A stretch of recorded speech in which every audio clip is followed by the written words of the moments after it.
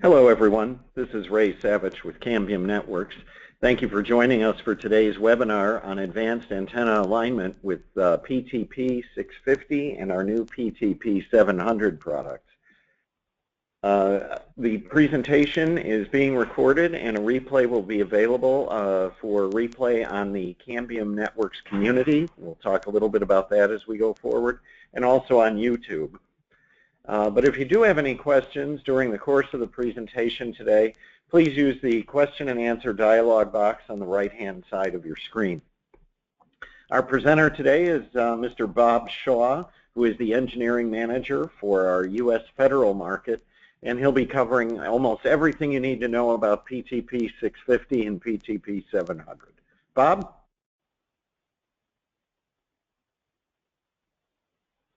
Bob, are you there?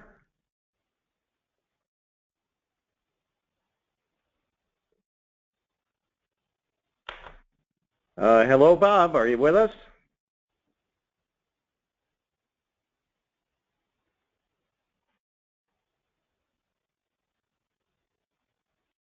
Just hang on a second. We will get this sorted out.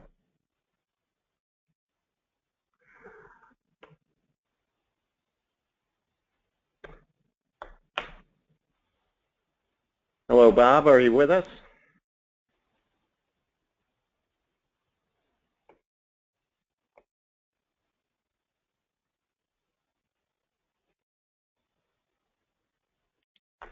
Ray, can you hear me?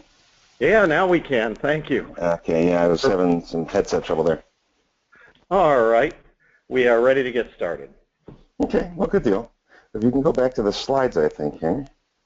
Yep. There we go. Yeah. All right. Well, good deal, and thank you, Ray. Thanks for the introduction.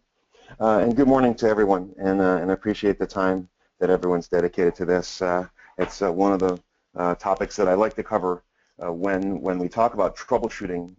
There's a number of things with point-to-point networks that can apply through all point-to-point networks, all microwave networks, and specifically 650 and 700 platforms for us at Cambium Networks. So the agenda that we're going to talk about here is a little bit about common installation problems. One of those is high-performance antenna alignment. The more gain you add to an antenna, certainly the harder they can be to align sometimes.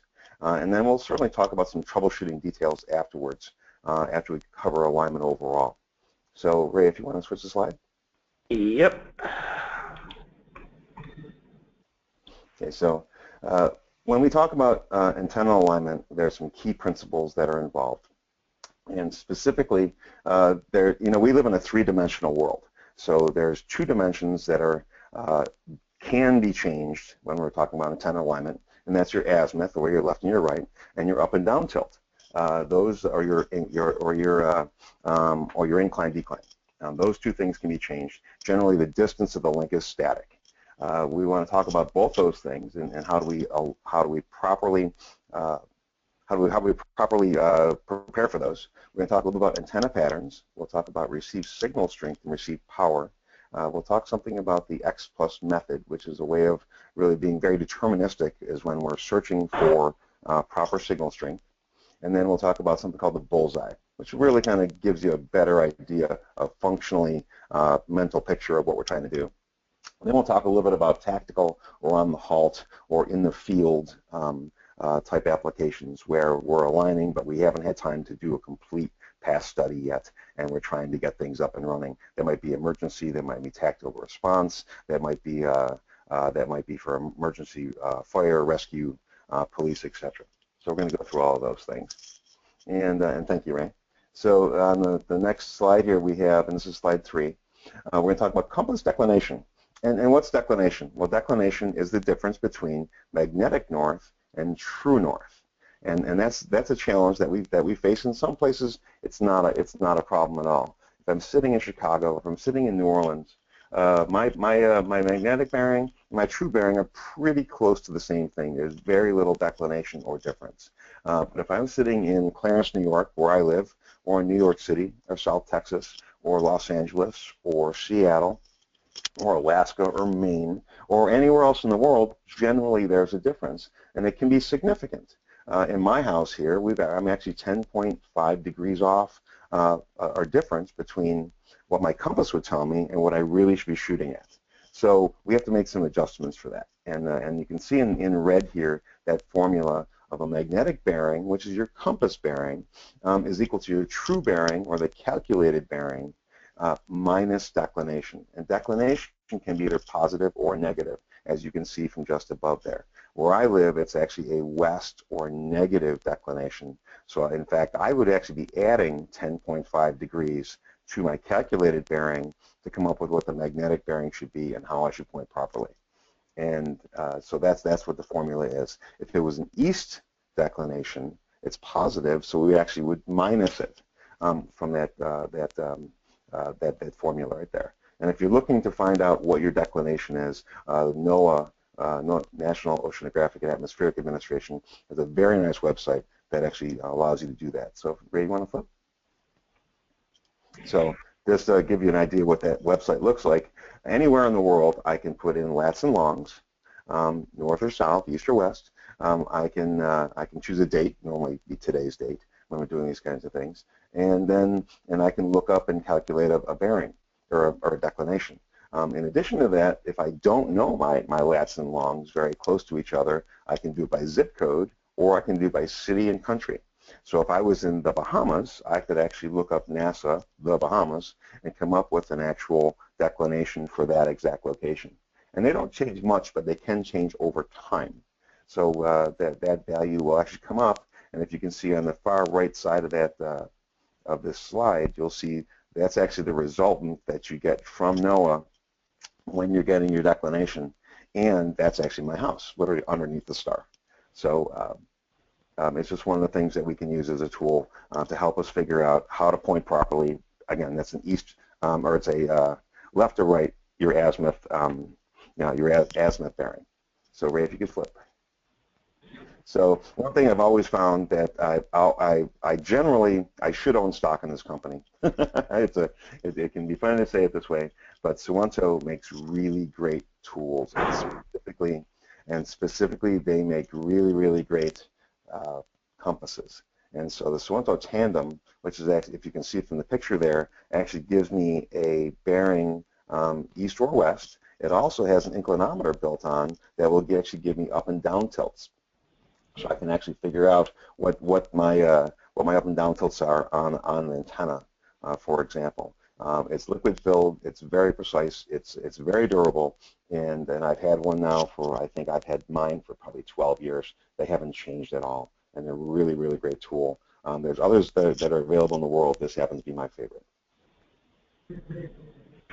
So next thing we talk about is antenna up and down tilt, because of course we talked about left and right. If I from an azimuth standpoint, did I point left or right? Everyone thinks that that's generally your problem area when it comes to pointing antennas properly, and sometimes that's true.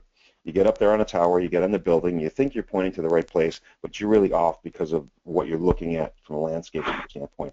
But really, the most important and by far the most misunderstood is up and down.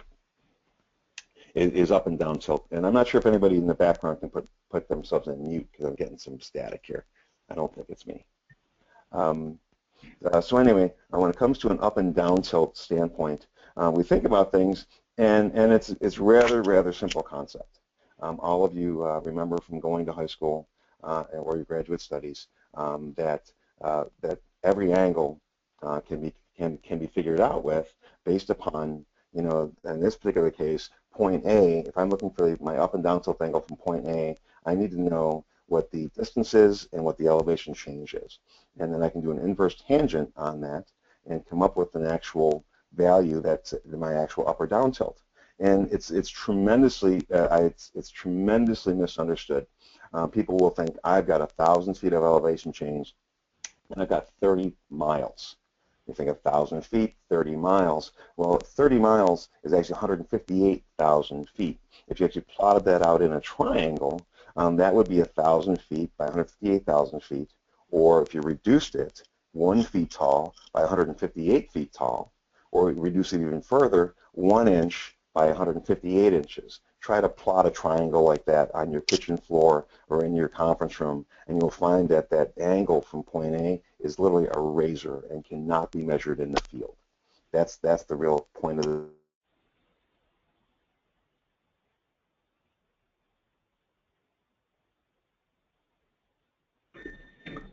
Hey, Bob, I think we've lost you again.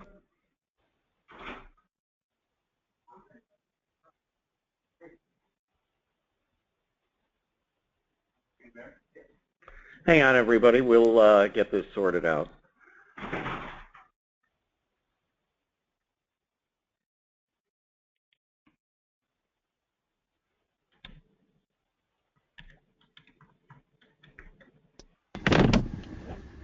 There you are.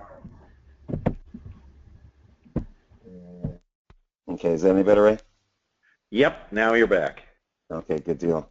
I was talking away there, and so apologies. So back to, I think, where we were discussing up and down tilt. And again, this is by far the hardest part. People do not generally get the geometry in their heads necessarily.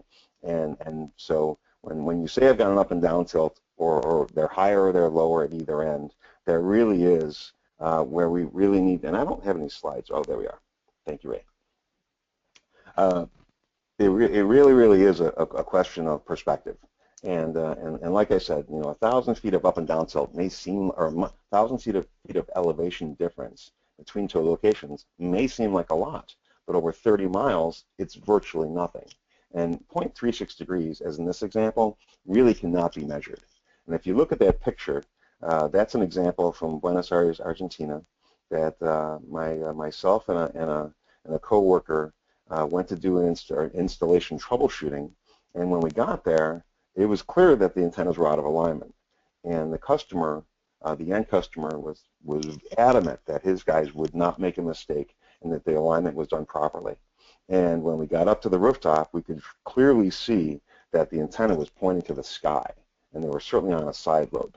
And that we brought the antenna down, made it level, all of our problems went away. It's a real fundamental thing that if we can get our, if you think about it, if you can get your azimuth done properly within a degree or two, and get your up and down tilt done properly to within a degree or two, you have fine-tuned alignment to do, and you're not chasing, trying to chase a link that may or may not come in and may be acting very finicky or very inconsistently. And then that's something that we have to understand, is that if the antennas are aligned improperly, we're going to get inconsistent behavior, which can many times be associated in your head with the radio when it's in fact really a physical issue with the links being aligned. So we can flip to the next slide. All right. So we think about it. We think about these antenna patterns. This happens to be our integrated antenna that we just saw in the last frame. That antenna has a very high gain down the center bore site. So if we're 0 degrees off on our alignment, the antenna has very high gain. But as soon as you start wandering either side of that bore site or as that prime spot, you will find that you start seeing nulls, and then side lobes, and then deeper nulls and side lobes, and deeper nulls and side lobes. And they can extend all the way out to really pretty far off the side of the antenna. So we got to be considerate of that, and think about how do I make sure that I'm aligned properly. And if you thought about it, if I was off by, let's say, 12 dB on an alignment, and one end was aligned perfectly, I could literally go to this antenna pattern, and I could say, oh, okay, I'm off by X number of degrees, bring it back in. That would be true, but unfortunately, you don't really know that, and you don't always find that one end is perfect and one end is not. So we got to consider these things, and then what you really also find is that someone will think, I'm on a side lobe, I'm down by 20 dB, and it must be the radio. And I can tell you for a fact that since every one of our radios, every PTP 650 and 700 that is manufactured, each and every one of those goes through a freeze test where they're brought down to minus 40 Celsius, and then they've got to work and pass a series of integration tests. Then they're baked up to plus 60 Celsius, and they go through those same testing. Each and every one of these radios does this out of the factory. They're already proven to work and be calibrated at maximum temperature differences before they ever ship to you. So vastly, you're going to find that if you're off by 20 degrees or 20 dB on your alignment, it is not because of the radio, and it is generally because of the alignment or path calculation of something in the way that we didn't know about. So, ready, next slide. Okay, so just to talk about antennas a little bit here, you can see this is one of my cohorts in the RTM community actually created this slide for us a number of years ago, and it's really nice to be able to show this. That if you look at an integrated antenna, which are very easy to use and very lightweight, you can throw it in your backpack, you can climb a tower with them. They're very simple to use, and they're excellent for shorter links. But if you've got to do something where I need to have better isolation from interference, or I need to have better gain for a link, either one of those high-performance antennas become much more important. So you can see the integrated antenna on the top, and then a 2-foot high-performance antenna on the bottom, and you can see that the gains are going to be higher on the 2-foot antenna, of course, but also the isolation from side lobes in other directions is also significant as well. So you get better isolation, better interference mitigation with something like this. So we'll talk more about that in the future as well. So how do I know that I'm going to get proper alignment? Well, one of the things we want to look for is we want to look to see what's our predicted received power. And when I look at predicted receive power, I'm going to go to LinkPlanner, which I'm assuming many of you are very familiar with. And Ray has done a number of webinars on LinkPlanner, and I'm certain that there are additional materials available for that. But our LinkPlanner tool is an outstanding tool. I use it every day, and I can create very complex networks and be able to plan out my links very specifically and to a high degree of accuracy. So when we look at the installation report out of LinkPlanner, it's going to give us everything from what my max transmit power is. It's going to give me my what my predicted receive power is, my predicted link loss is. If I'm using something like the PTP 800, it's going to give me my my BNC voltage, because the ODUs on PTP 800 have the ability to put on a voltage meter for alignment there as well. Both of those all that stuff is found on that install report. And it gives you your plus and minuses as well, because you're all RF fades, as all of you know. All radio frequency signals fade to some degree, and they can fade by polarization, they can fade by time. There's lots of different things that cause fading, so there will be pluses and minuses. But we're really looking to get to that value. In this particular case, I think you all see that my predicted number is minus 70 dBm. And at minus 70 dBm, I've got a plus or minus 5 that I can see. And when I'm looking for that, I want to make sure that it is there. And so what we're going to do is we're going to look for that value when we do our alignments, and we really want to be right onto that spot there. Okay, so if you can hit the next slide. Okay, cool. So and where would we look? Where would we look? Well, this particular example shows the status page for a PTP 600 link. So PTP 600, PTP 650, 700, and 800 all look and act the same in a lot of ways. If you've done 600 before, you certainly can do. In that regard, really 400 and 500, 300, 400, and 500 older discontinued products, all of those products really have the same look and feel, especially from the status page and what we're looking for from a receive power standpoint. So when I'm looking at receive power on a link, and I'm logged into that radio at my end or the other end, for that matter, if you look at the lower left-hand side of the screen, you'll see where it says status page refresh period. You're going to set that to a small value, like 3, 4, or 5 seconds, so that the page is refreshing properly. And then we're going to look at, on the right-hand side, we're going to look at receive power, the receive power line. Many of you may be familiar with the way this looks. I've got 4 columns. The 4 columns, red, left to right, are going to be maximum, mean, minimum, and latest or last refresh of the page. So when I'm logged in, my eye goes directly to receive power line, far right-hand number. That's what I'm getting right now. So I can say, Ray, align the antenna 1 degree left, and then I can see within a few seconds what that result's going to be. So I can see that tracking right along. Once the link is installed and running for a very long period of time, I want to see that receive power line to be very similar across all those numbers. But in the very beginning, you may see wide disparity of values. But the right-hand number is the one we're looking at all the time. Okay. So, Rafe, and there's one other place that we do show receive power, and that is also what we call the graphical install page. It's under installation, and in this particular case, this is on the PTP 700 link that I set up.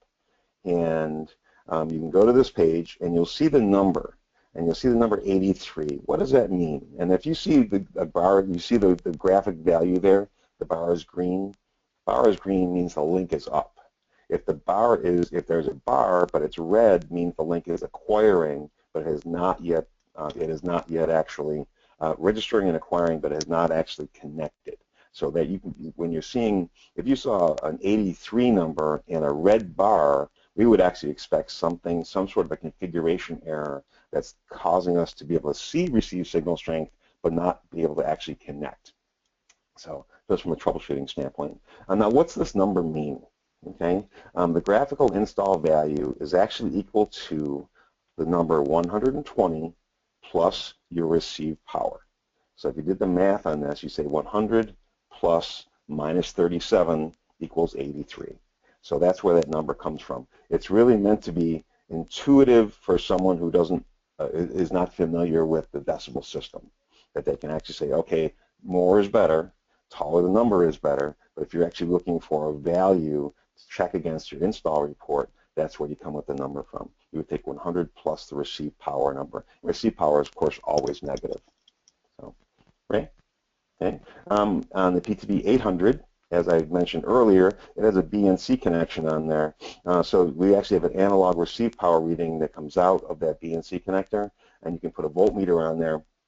And Pasternak and other companies sell little adapters, so you can go from banana clip to BNC, plug that onto your Fluke or other voltage meter, and you can get to the exact value. So your tower climber has the ability to use that value instead of having to call down to the bottom of the tower when someone's logged in with a laptop. Of course, the PTP 600, 650, and 700 all do still have an audible alignment tone. That is useful for that tower climber as well. So they can use that to get the basic alignment done. Same thing as on the 800, we're using a BNC voltage meter. Sorry? Okay. So where would we get these values from? The values that we'd be looking for are in two places. One is these values are on or in the LinkPlanner install report. But if you also wanted to go and look somewhere else for which your RSSI voltages are in comparison to your voltmeter, you could actually go to the PTP 800 user's guide, and there are tables there that will give you what the associated value will be based upon bandwidth and RSL or RSSI values. Sorry? Okay, cool. So now let's talk about this just for a second here. We've talked about a few things. We've talked about how do I figure out how to do my bearing on this link, and we know that if we plotted these correctly in LinkPlanner or come up with some other way to find out what my bearings are, my true bearings are, my true north bearings, we can then take and find out what the declination is in my location. We can adjust for declination to come up with a left, right, or azimuth bearing that will get me pretty close. So I use my compass to get pretty close on my azimuth, and then I use I check my declination for that, and then I check my up and down tilt or my inclination. That's also in LinkPlanner, by the way, and I make sure that my up and down tilt on my antennas is done properly. Generally pretty close to level, but you can have some up and down tilt, and we want to make sure we adjust for that if it's appropriate. And that may get us relatively close. But now I want to take and look at what my calculated receive power number is. Then I'm going to look at my measured number. And if they're the same, my alignment is done. I don't have to do anything more because the values meet the calculated numbers. If there's a difference or there's missing receive power, I have to figure out how do I get from where I am to where I want to go. Right? And that can be a challenge because we cannot see radio waves. We do not have special glasses that show us where the signal strength is coming from. but we do have the ability to measure signal strength, and that's what the radio gives us, is the ability to measure signal strength. So we're going to have to do some sort of a systematic grid search that will allow us to be able to search around where we're pointing to get exactly dead on our alignment. And it's something that people can have a lot of hard time with, and you spend a lot of money, and you spend a lot of hours, and your crew is sitting out there, and you're saying, why isn't it coming in? Why isn't it coming in? Not always intuitive. So what we want to really do is make sure that we do something very systematic so that we're cutting down the amount of time we're spending, saving money, saving the install time, depending on where you are. If it's a hostile environment, we want to get our guys down safely and quickly.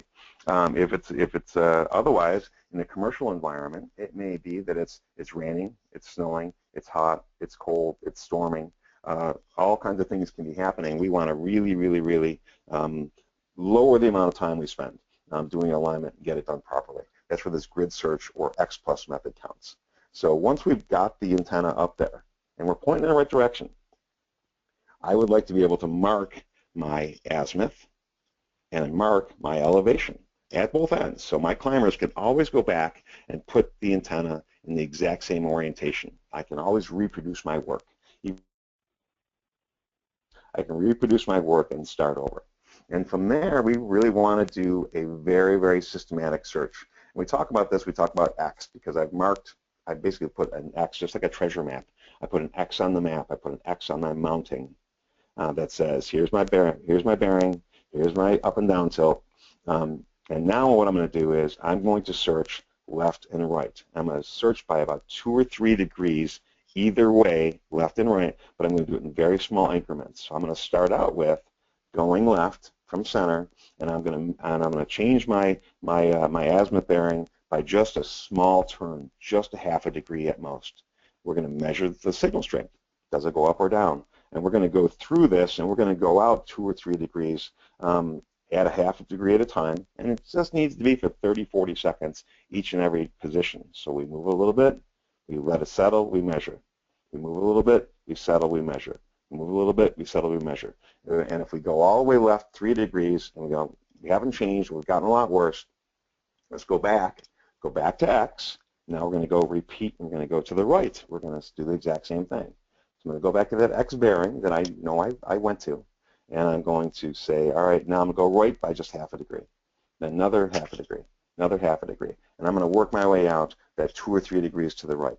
Now what I've done is, if I find that the value hasn't changed at all, or the value is dropping wildly, what I know is that the signal strength and proper alignment is not on that horizontal plane. So I need to change my horizontal plane. So now I'll change my up and down tilt by just, say, ½ degree, 1 degree maximum on my up and down tilt.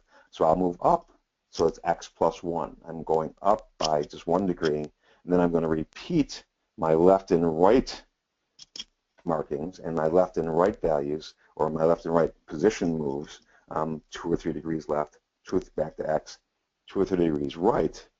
And by doing that, I'm actually taking slices. Just as if you think about the old black and white TVs, they all had scan lines in them. So the TV was actually written in a scan line. So you actually, it actually, lit up the screen, went down one line, lit up the screen, went down one line, lit up the screen. Same kind of thing.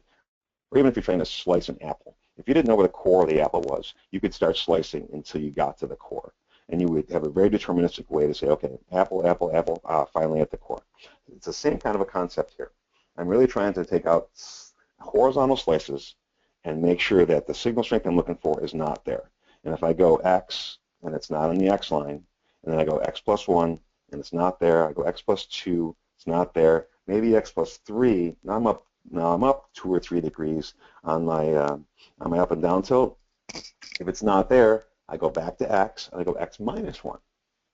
And I can track this and find my optimal signal strength within a short period of time. And that's the idea behind this whole thing, is even if you're pointing, even if the other end is pointing improperly, you're still going to be able to focus in on their energy.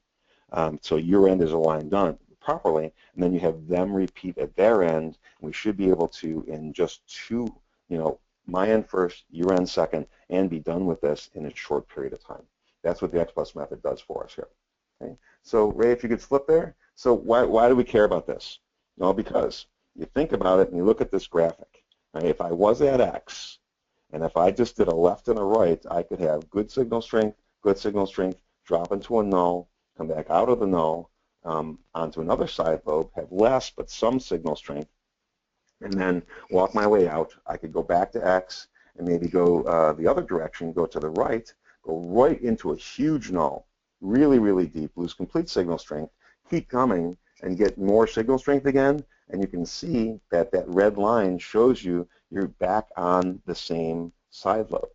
This is a pretty common issue that people and installers will go left and right, left and right, left and right. They'll find the side lobe that they're on twice, and then they'll go up and down, up and down, up and down, but they'll be on the same side lobe. They'll go into the nulls, and they'll come back out, and they'll come up, and they'll be on the same side lobe.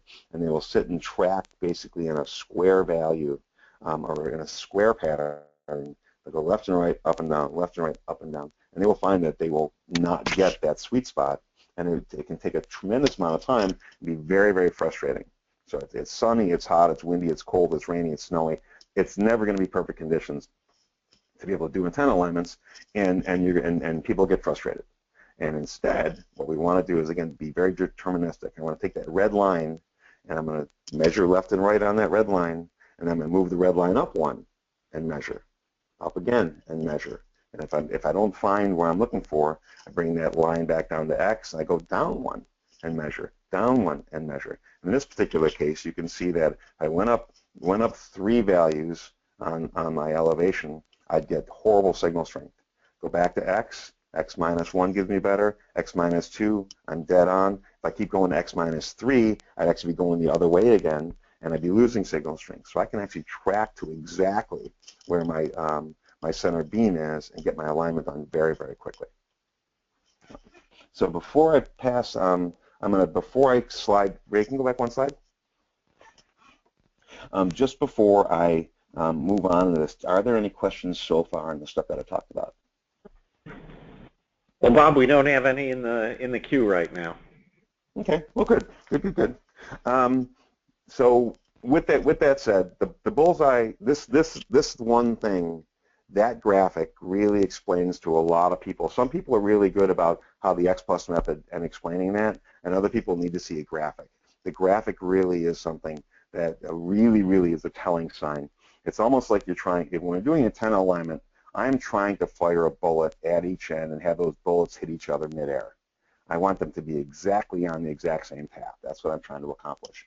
And so that center lobe is really ready to line up at each end, and the graphic shows you how you can easily be on a side lobe. And in fact, there have been many times when I've sat at an installation and been at that X value, and you start tracking and you start moving your azimuth, and you might go 5 or even 10 degrees depending on the antenna type, and the value virtually doesn't change. It's because you're on this very large side lobe that exists in 3 dimensions. So this here helps a lot of people lots of times. That I've had people look at me strangely and they can't understand what I'm really talking about when I talk about the X plus method of doing a grid search. But then when I show them the graphic, they go, ah, I get it. So use this screen, because it really, really does make a difference, especially for people who are not familiar with microwave technology and haven't done a lot of installs in the past. This really makes their lives a lot faster, a lot easier. So if you can, next slide. So another question that does come up, though, is what about space diversity? We all, or many of you know, that PTP 600, 650, and 700 allow for space diversity right out of the box. There are 2 antenna connectors on those radios. And in fact, I can have a dual pole antenna, as if on the picture on the left, and I could have 2 single pole antennas, and that's the graphic portion on the right. And if I've got space diversity at one end or both ends, how do I align those? And the answer is you would start with 1 polarity at each end. So my climber or my installer that's on my left, he would connect the vertical polarity only, to the antenna, and then he would, and on the right side, location B there, they would connect just one antenna, and that would be the antenna with the vertical polarity. And they would align those antennas with the X plus method, exactly as we talked about, and they would be able to get within 3 dB of the calculated number. And then once they did that, then the people on the right-hand side of this picture, location B, they would go and now attach their horizontal antenna to the radio, and then they would align their end to get within the exact calculated number. But in general, if you're doing space diversity, you're doing one pole at a time. The first polarity, you need to get it within 3 dB. We double our power by using 2 polarities at once. So what about tactical installations? What if I need to get something done very, very quickly? A very good friend of mine, you can only see a quarter of his head in the right-hand side picture, but we had to do a very, very quick install at the NATO summit in 2012 in Chicago. And he called me. I was cutting my grass, and literally on Saturday cutting my grass. My phone rings, and I answer the phone, and it's my buddy, and he says, "Listen, we really need to get this install done, and we're having all this trouble on our network, and can you help us?" So I went into my house, I packed up a set of radios, configured them for him, and shipped them out on a transit case. On Monday morning, he got his radios. By Monday afternoon, he had everything set up, and we walked through the X Plus method, and he had them installed and ready to go, and everything was perfect within a couple hours. So really, really quick tactical deployments are possible if you just have a little bit of familiarity with them. So next slide, please. So, here's another example of where I might have a tactical or quick install. This happens to be a White Sands missile range in New Mexico, and we were shooting at this particular point, I think 63 miles. And we didn't have coordinates. We weren't told ahead of time what our locations were. We just knew that we were going to shoot a PTP 800, which is the radio on the left, or the one that's in the pickup truck bed. You can see it's the same thing. And also I had a PTP 600 radio, which is the one in the foreground on the right-hand side picture. We're gonna shoot these links, and we're gonna measure and see what they can get. They want to do a real-world test based on the kind of jobs that they did. And then they do testing all the time where they really don't know where they're going to go. They just know they've got vertical assets and that they can do these long-distance links. So we set the links up. We turned all the radios on. We figured out more or less what our distance was, and then we came up with received signal strength, a very quick calculation for signal strength that will allow us to align the antennas properly. So, Ray? So if we talk about how do I figure out very quickly antenna signal strength, if I don't have a LinkPlanner file made, I don't have path loss already run, I don't have some other tool that says to me, this is what my signal strength should be for this link based on this transmit power and these antennas, how do I find it? Well, it's actually not that hard. So we're going to go through this for you. We have a couple rules. There's rules of 3, 6, and 10. As most of you are probably familiar, we have 3 dB is equal to 2 times your power. If you have 3 dB more, you have twice the power. If you lose 3 dB, if you're off by 3 dB, you have half your power. Same thing as if you went to the bank and someone said to you, Bob, you've got $100 in your checking account, and I'm going to take 3 dB away from it. Well, if we measure dollars with like we did dBs, I'd be down by 50 bucks. Right? I'd only have $50 less. And if that same person says, I'm going to give you 3 dB to your bank account, instead of having $100, I'd have $200. So pretty cool the way that all works out. 10 dB is similar. 10 dB of gain, or gaining 10 dB, means I've got 10 times more power than I had before. If I lose 10 dB, I have a tenth of the power that I started with. So being off by 10 dB is actually pretty big. And you got to remember that when you're doing your installs, we want to be dead on because we don't want to be down by half our power or by a tenth of our power. And then the other thing, the rule, the last part of this rule is 6. 6 dB doubles my distance at the same modulation.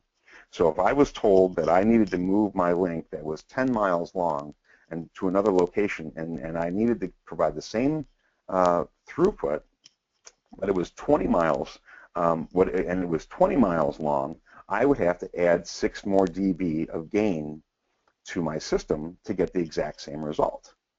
Right? Hopefully that makes sense to everybody. And if I was going to cut the distance in half, I could lose 6 dB and still get the same results. Okay?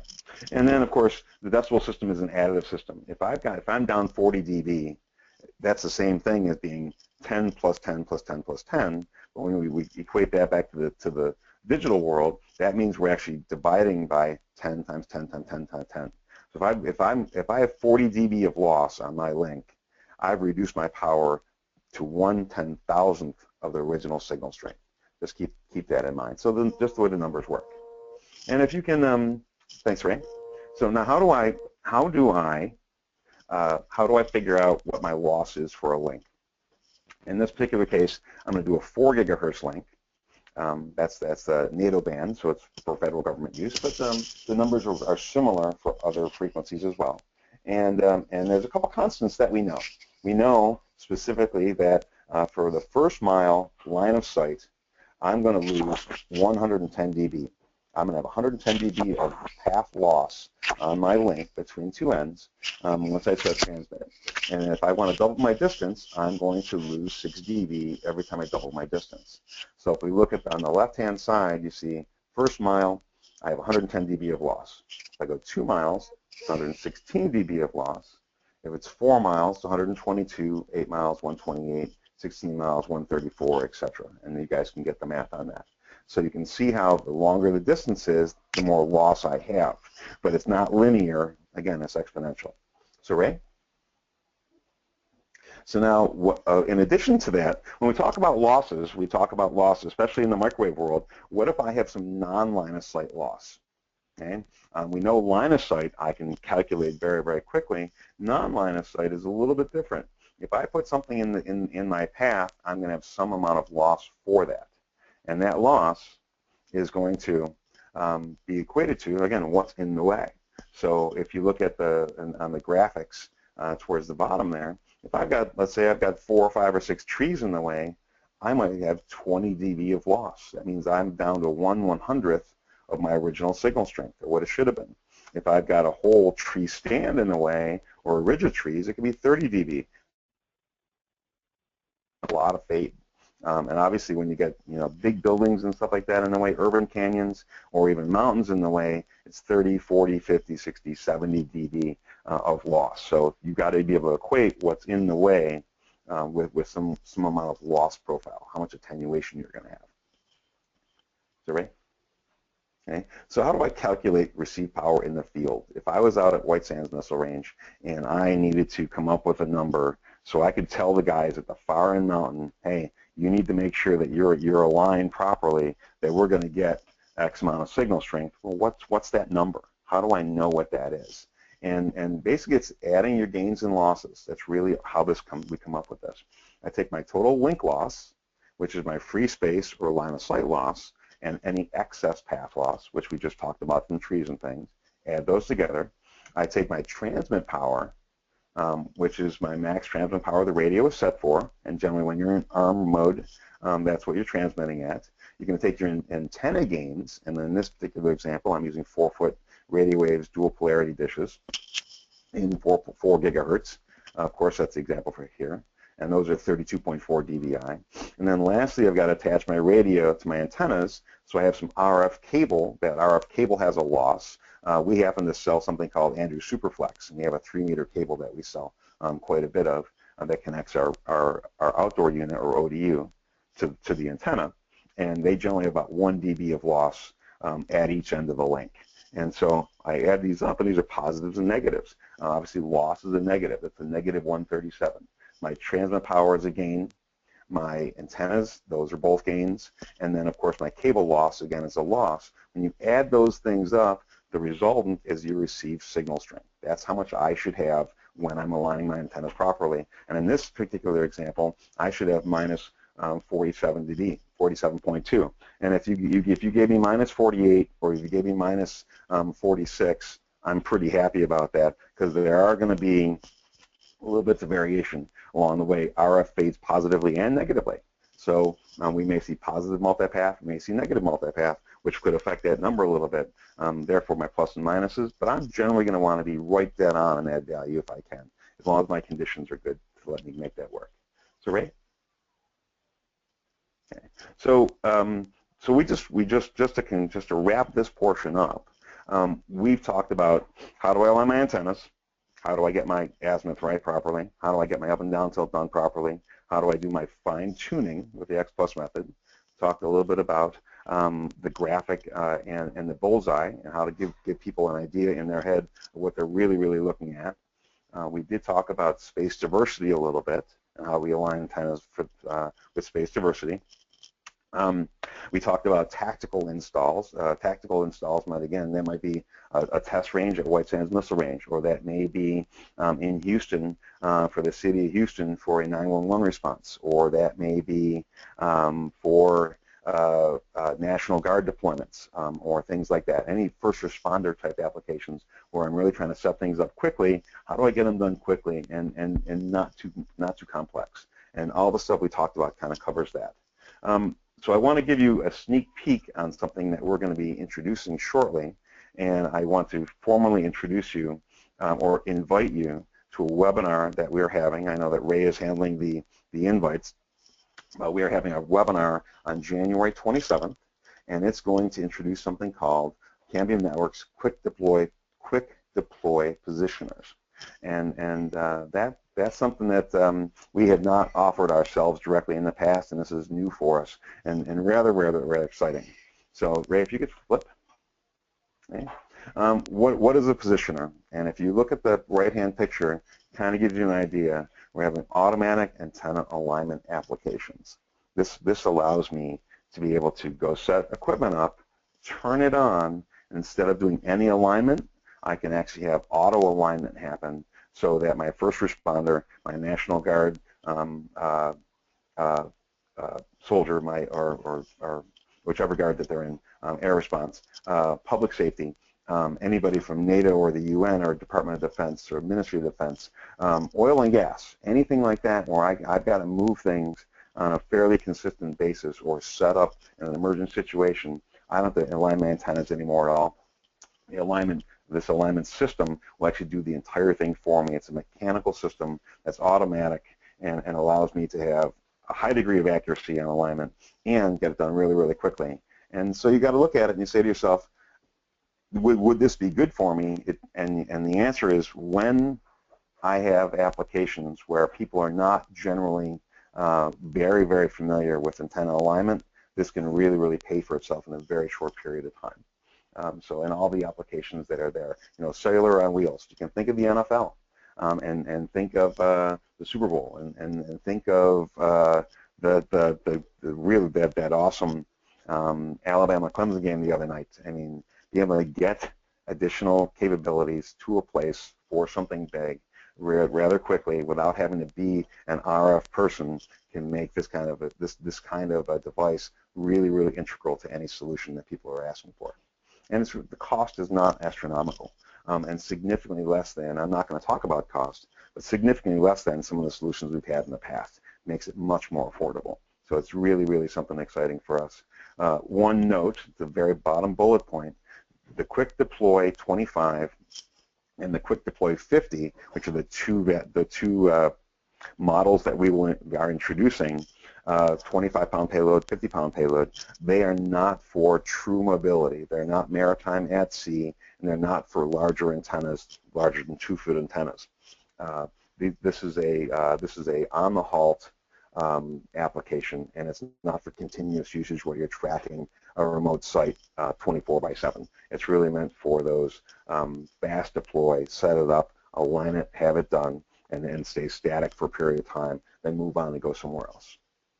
Ray, if you can flip. Okay, so just to give you an idea what the solution contains, obviously our Cambium radio is a separate product purchase, but the Quick Deploy Positioner actually comes as a kit. And I know that Bruce Collins, who's our product manager for this product, will discuss that in detail on January 27th on the webinar, but it does include things like the positioner and some basic mounting, and it does include cables and power supplies and controller. And it's a rather slimmed down, really nice version of what we've had for in the past, and it is compatible with PTP 650, 700, the PTP 450i, and also 450i subscribers as well. And again, this is just a sneak peek for you guys to talk about if I've really got applications where I don't have experienced climbers all the time, or I have where quick deployment is really key from a time standpoint. This can really fit into a lot of your solutions. So, Ray? All right. So now let's just talk a little bit about antenna, not antenna alignment, but troubleshooting. In the troubleshooting world, PTP 650 and 700, you can break them down into a few different pieces, right? First of all, access to the radio. I've got it on the bench. Can I talk to it? Second thing, is it configured properly? Could they talk to each other if conditions were right?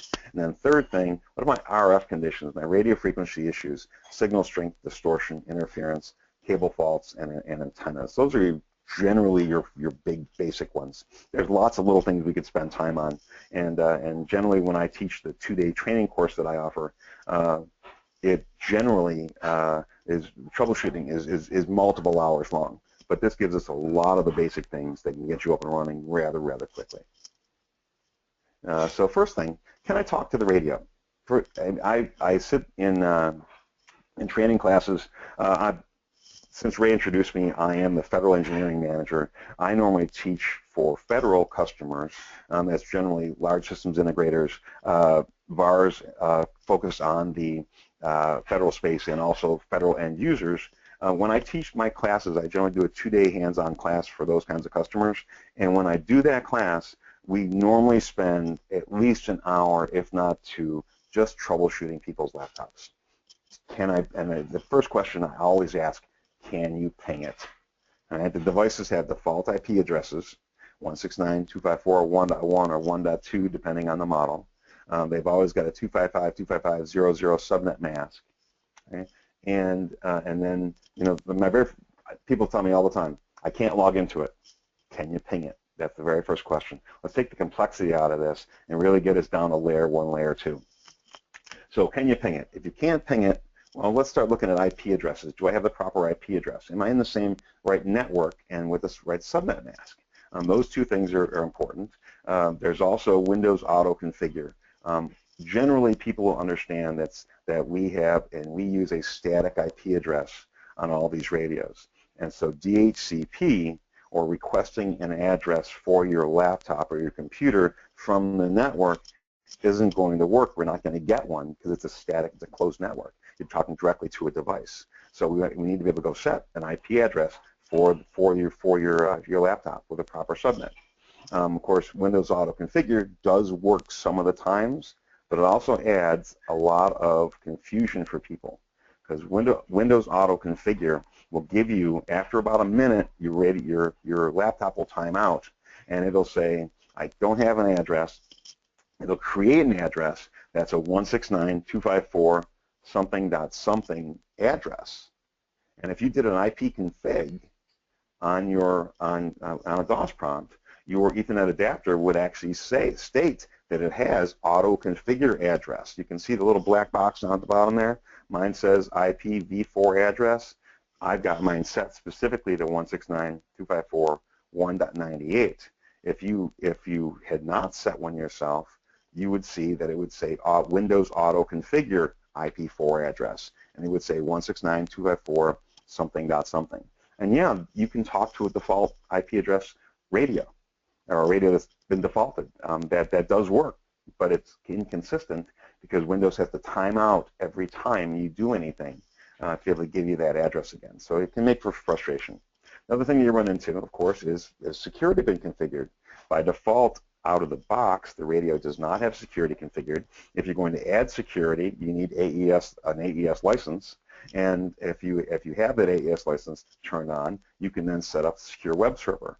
Now, once it's been set up, it's no longer HTTP, it's HTTPS to get logged in. You guys all understand that, I'm sure. Next thing, firewalls. Do I have my firewalls turned on, and do I have a proxy server set on my Internet Explorer or Firefox? If you've got proxies set, you're not going to be able to talk to the radio directly. Those are also challenges that we have to try to get rid of, and those also count when we talk about throughput testing. If you're trying to do throughput testing, even with an iPerf or JPerf or something like that, you got to make sure that those things are turned off. And then lastly, one of the things that I always use when I get to installs and when I'm doing things is I look at the powered indoor unit. The powered indoor unit power supply that comes with the 650 and 700, at least the enhanced power supply, 650, 700, it has an Ethernet light on there that when you power up, within 30 or 40 seconds, it's going to blink slowly 10 times. It's not Ethernet traffic. That's actually signaling, saying that the radio has received power, passed all its internal diagnostics, and is signaling back down the cable that it's ready to go. Right? And that's actually done on pins 4, 5, 7, and 8, by the way. So you could still have Ethernet faults in your cable, and that would still blink slowly 10 times. But that tells me that I'm actually doing it properly. If I saw it blink slowly, double blinking 10 times, so blink, blink, blink, blink, blink, blink, saw that happen 10 times, that would actually mean the radio's in recovery. And I can bet you some of you people that are on the line have probably heard that in the past. So Ray, on flip. So now, what if I can't get in? I don't understand. I've got the right IP address, and maybe I can even ping it, or maybe I can't ping it, and I don't know how this radio is configured. Someone else had it before me. I'm completely confused. How do I solve this problem? Well, there's something actually called recovery. And recovery mode allows us to be able to get into the radio and basically reset security, reset IP address and Ethernet configuration, or erase everything. And I'm not going to cover recovery full on here because it can take just 10 minutes by itself to walk through everything. But it's very cool that you can, in fact, if you have physical access to the radio, you can get into that radio and you can erase everything and start over again. You're not locked out completely.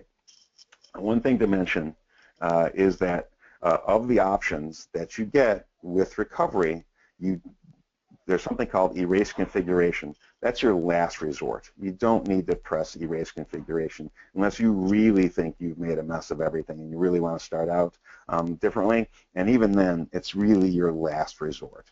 There's other ways around configuration changes and configuration issues, and I don't remember what I changed, and I don't know what the default should be. There's other ways to get to there. So when in recovery, last resort is erase configuration. Use reset security, reset IP, be able to get back into that radio and talk to it. Right? So anyway, with that said, radio configuration. If I've got to configure the radio, what has to match at both ends to make the link work?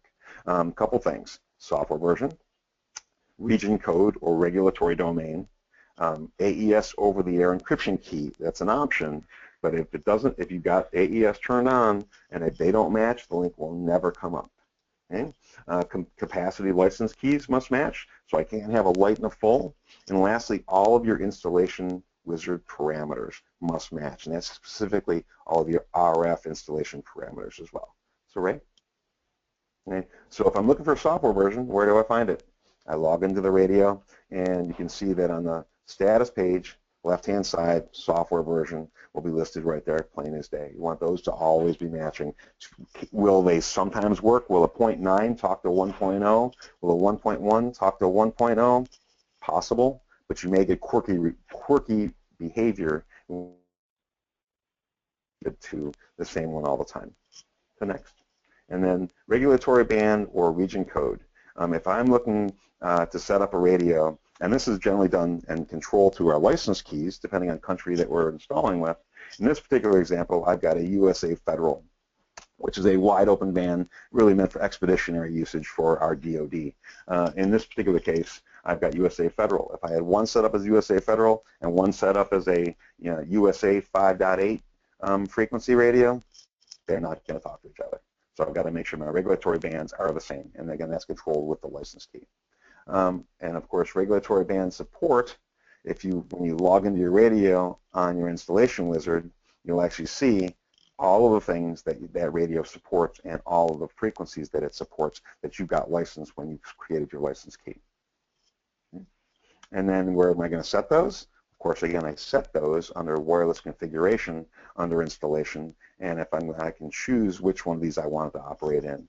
And both 650 and 700 are wideband radios, so they can have many of these. In this particular case, I've got a whole bucket of them that the PTP 700 can do. 650 has similar kinds of things. 650 can go from 4.9 up to 6050 megahertz, and that's a pretty wideband radio. There's lots of regulatory bands that are out there for that. Right? Okay. AES encryption can be done on the configuration page, and also it can be done on the security page. Both places you're able to set your AES encryption. And they must match for both key length. As you can see, you've got third line up from the bottom says encryption algorithm, none, AES 128 or AES 256. You're going to want to make sure that you set them the same, obviously, and the keys match as well. Now, capacity, of course, is also found under installation, and you can see where your regulatory domains are and also what your capacity is. We do have the ability to buy light radios and have demo 60-day demo full licenses with those as well. They still have to match no matter what. Installation Wizard is where all of my RF parameters are going to be done. There's other things that are set with installation, but this is the RF side. And on the RF side, we obviously want to make sure we go through and everything matches. Lower center frequencies, critical that they always match. I've got to have my channel bandwidth that's always got to match. Link optimization doesn't necessarily have to match, but you'll get an error otherwise. Ranging mode has to match, etc. Color codes are something that generally I tell most of my customers don't mess with unless you really know what you're doing. So we always want to leave those as default as well. So, okay. And then receive signal strength. Where do we find that? Of course, back to the same screen that we looked at before. I've got a PTP 700, or this is 600, obviously. But I'm looking at the receive power line, looking at the far right-hand side. If I'm looking at distortion, because signals can be, even though they're received, can be distorted. The more distorted they are, the less modulation I can get, and therefore the less throughput I can get. So vector error is something that we use. Vector error defines distortion.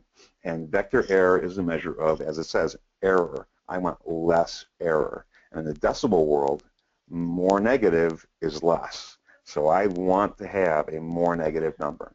And I can tell you, for example, that I had a customer up in Canada, had links for 5 years. He always wondered how he could get rid of his -30 vector error. After 5 years of flawless work, he comes to one of my classes. We sit there and we talk. We get the vector error. He says, how do I get rid of my vector error? It's -30. I can't believe it's so bad. And I said, remember, it's a measure of error, not it is a measure of error, so more negative is better. You don't want 0. You don't want 7.2. You want -30, -35.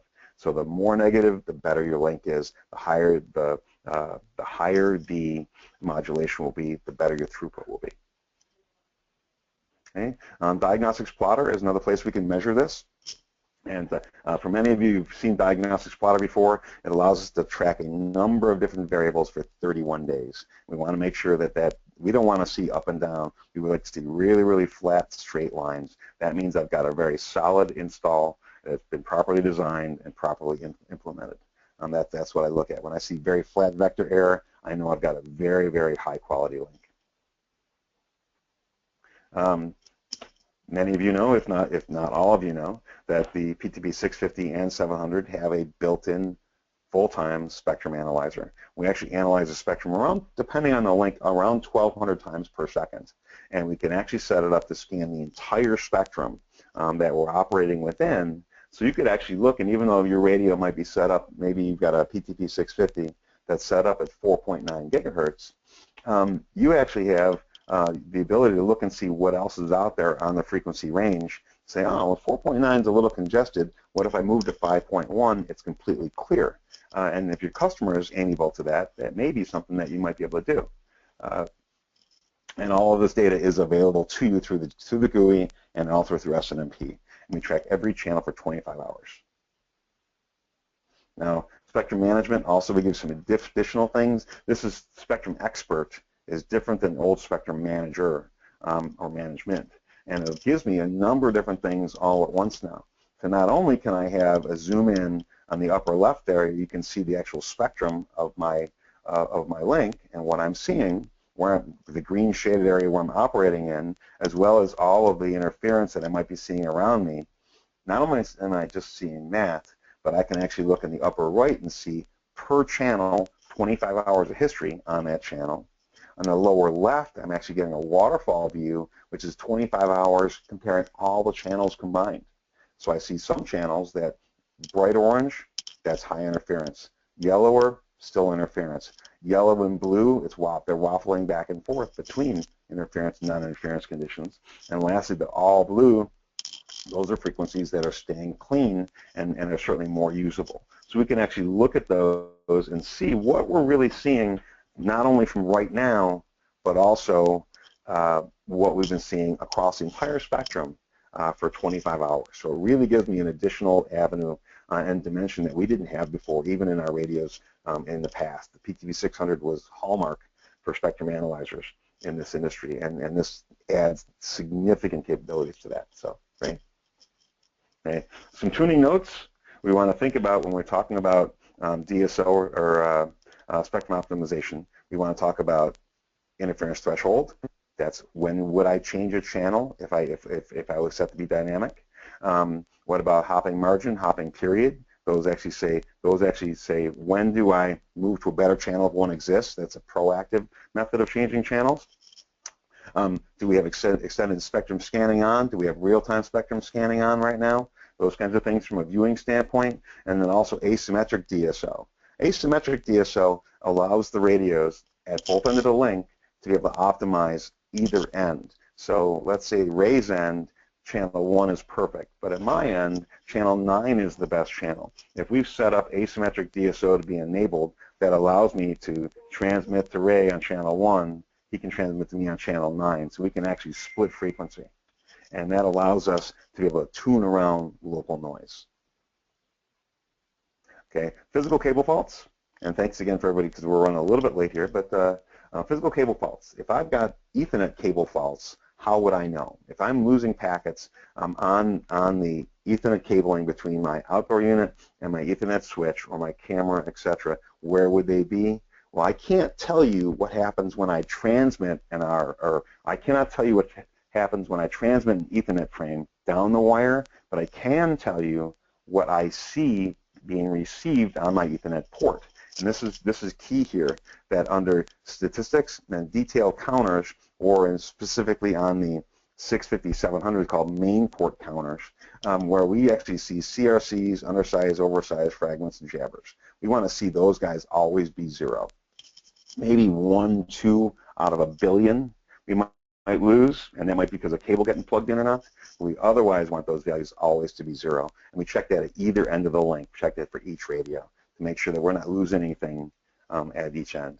On the statistics page, you also get Ethernet bridging and wireless availability and the byte error ratio. If I'm really, really looking for the highest quality links, I certainly want 10 to the minus 6 or better. That's really my minimum. And if I'm really, really talking about carrier grade quality, I'm going to shoot for really 10 to the minus 9 or better. And they certainly are capability. We have the capability of doing those things properly configured, properly designed. Okay. And then also the last thing, or one of the last things, is that if I've got an issue between the outdoor unit and the antenna itself, and those RF cables, and vastly RF cables, it's not the cable that goes bad, it's the ends that go bad, either because the cable has been installed and it's loose and it's jittering back and forth in the wind, or because the stainless steel on those connectors is not as good as it should be, and they start to oxidize or rust. And in which case, I can actually see signal strength difference between the cables, and that's called signal strength ratio. It's on the statistics page. It's also on Diagnostics Plotter, and that's on all 600, 650, and 700 series radios. And you can see the values there. They should be around 0. If I've got a dB or 2 either way, I'm not so concerned. I see 10, 12, 15, 20, I have cable fault and I have cable failure. So if I see a plus value, because signal strength ratio is actually V over H. If it's a plus value, significant plus value, that means that my that my vertical is stronger than my horizontal, which means I've got a problem in the horizontal cables. If I see a very negative number, let's say -20, that would actually mean that my vertical cable is at fault and my horizontal cable is much stronger by, say, 20 dB. So those are values we want to take a look at, and we want to consistently look at those over time to make sure that they stay pretty close to 0. Okay? Diagnostics plotter gives me 31 days of tracking for things like that. In this particular example, you can see that this link has been running for 21 plus days, and it's got a plus 10 dB signal strength. I've got a cable fault in there. I'm losing 10 dB on my horizontal. I'm 10 dB stronger on the vertical because it's a plus value. I really would want to troubleshoot that. That would be something that I would have concern over. Okay. Transmit, and one other thing that comes up that's lots of times people say, I'm getting intermittent behavior, don't understand why the link is going down, what's going on. And I say to you, we're going to go back and we're going to look at the power page. So under system and then the reboot page, if I go to the reboot page, I will actually be able to pull down and actually see the last 10 times the radio is rebooted. And if you actually set your time server up, any user reboots will actually say the actual time and date that you actually had those reboots. Short power cycle is how we get the radio into recovery, and a long power cycle means the radio's been down for more than 5 seconds. So now when we look at this, if I saw 10 entries in a row on that page, and they all said long power cycle, or all said 10 short power cycles, I'm going, I've got an intermittent power problem here. I've got power plant issues at that site. And that's going to solve a lot of your problems where, say, okay, it's intermittent, but if it's not on, that generates the whole problem. Okay. Example of deployed systems, of course, you can see LinkPlanner allows me to map out systems, so I can actually go and look at what my links might look like. Okay. And just one more time, Ray, because I think there you go. So we actually did a comparison, because I talked about antennas earlier a little bit, just proper antennas and using proper antennas.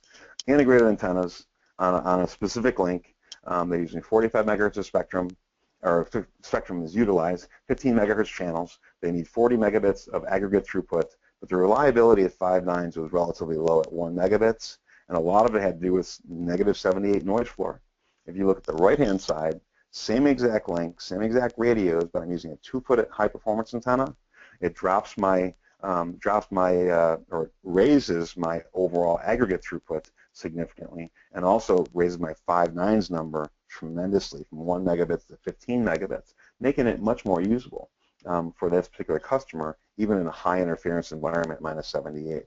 So he was able to use the link where before the integrated antennas, he was unable to use the link. So using proper antennas really does matter, and thinking, what am I trying to accomplish? Where am I going to install? If it's really, really rural, lots of times we don't have to worry about it, but when we're in urban environments, antennas really do count. Okay? And then one of the last things I always really, really try to stress is that how do I save my work? Once the link is running or been bench tested and I know everything is right, it's been on the bench, they're talking to each other, I can pass traffic, I can log into each end, I can do everything I want to do, it's exactly as I want it. I now want to go to System, Configuration, Save and Restore, and then save the file. And you can see that we save the file based on MAC address and IP address. You can edit that with Notepad and change it to whatever kind of file name you'd like it to be. You just have to make sure your extension is still CFG, because we're looking for a CFG file. One note, and additionally on Save and Restore, if I save a configuration in a particular version of software, let's say my software version is 1.0, and then I upgrade to 1.1, I need to resave that configuration file to the new software version. Software versions and configs have to match exactly. Okay. Okay. And then if all else fails and you're really, really stuck and you really don't know what to do and you call our support team or you call me, one of the first things you're going to be asked for is your field diagnostic files. And if you use that URL in that first bullet right there, once you've already logged in, it will take you to a hidden page where you can download a snapshot of the radio. It does not include security, so there's no passwords, there's no other security stored in this, but it does completely save your configuration as well as the history things like spectrum management or spectrum, the DSO pages, your DSO history, as well as your diagnostics plotter history, so we can actually get a look to see what's going on your link and look at it in an offline manner. So any of your RTMs would use this as well. And with that, I think that really does wrap up everything that I want to talk about. Well, Bob, we did have one question that came in. Have you got a second?